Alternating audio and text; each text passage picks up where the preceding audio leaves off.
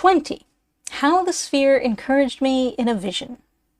Although I had less than a minute for reflection, I felt by a kind of instinct that I must conceal my experiences from my wife.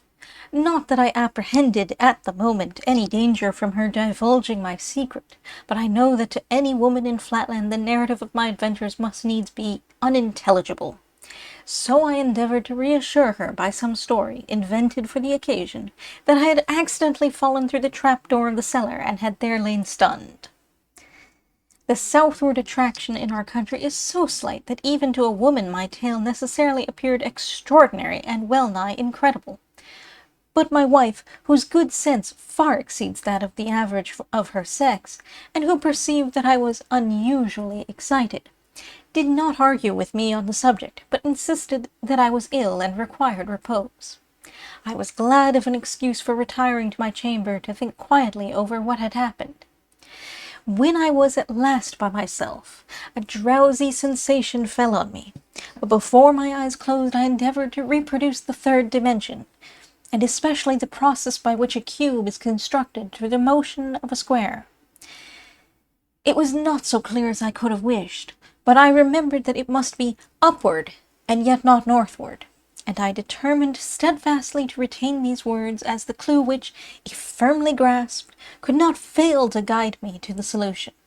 So mechanically repeating, like a charm, the words upward, yet not northward, I fell into a sound, refreshing sleep. During my slumber I had a dream. I thought I was once more by the side of the sphere, whose lustrous hue betokened that he had exchanged his wrath against me for perfect placability. We were moving together towards a bright but infinitesimally small point, to which my master directed my attention.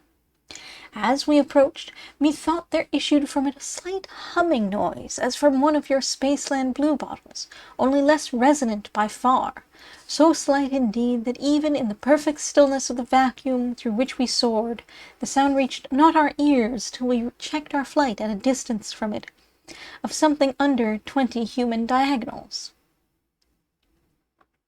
"Look yonder," said my guide. "In Flatland thou hast lived. Of Lineland thou hast received a vision. Thou hast soared with me to the heights of Spaceland. Now, in order to complete the range of thy experience, I conduct thee downward to the lowest depth of existence, even to the realm of Pointland, the abyss of no dimensions. Behold yon miserable creature. That point is a being like ourselves, but confined to the non-dimensional gulf. He is himself his own world, his own universe. Of any other than himself he can form no conception. He knows not length, nor breadth, nor height, for he has had no experience of them. He has no cognizance even of the number 2, nor has he a thought of plurality, for he is himself his one and all, being really nothing. Yet mark his perfect self-contentment, and hence learn this lesson, that to be self-contented is to be vile and ignorant, and that to aspire is better than to be blindly and impotently happy. Now listen." He ceased, and there arose from the little buzzing creature a tiny, low, monotonous but distinct tinkling, as from one of your Spaceland phonographs, from which I caught these words: "Infinite beatitude of existence, it is, and there is none else beside it."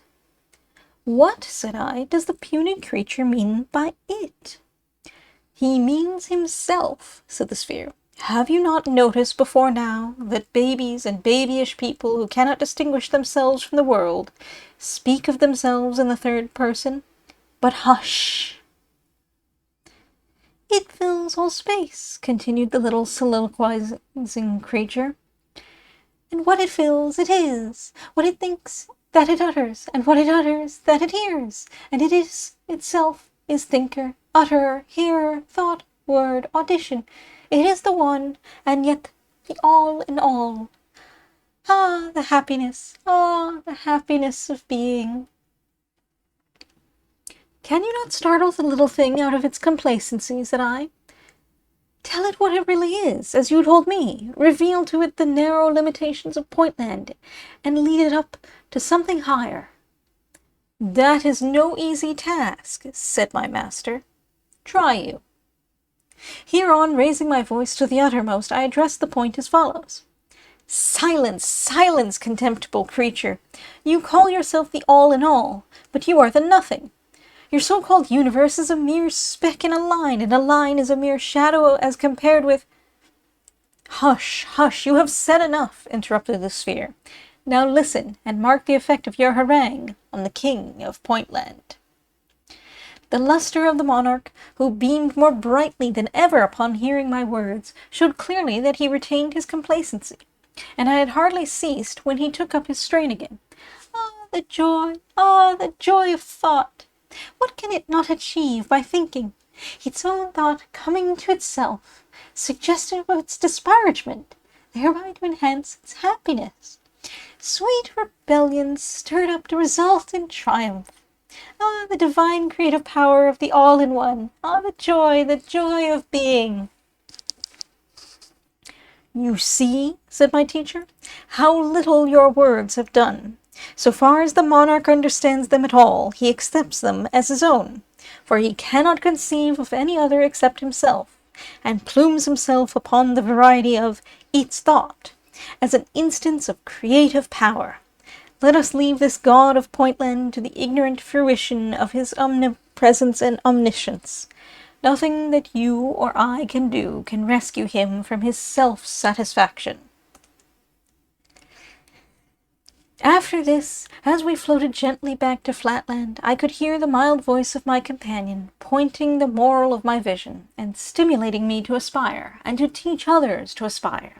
He had been angered at first, he confessed, by my ambition to soar to dimensions above the third. But since then he had received fresh insight, and he was not too proud to acknowledge his error to a pupil. Then he proceeded to initiate me into mysteries yet higher than those I had witnessed, showing me how to construct extra solids by the motion of solids, and double extra solids by the motion of extra solids, and all strictly according to analogy, all by a method so simple, so easy, as to be patent even to the female sex.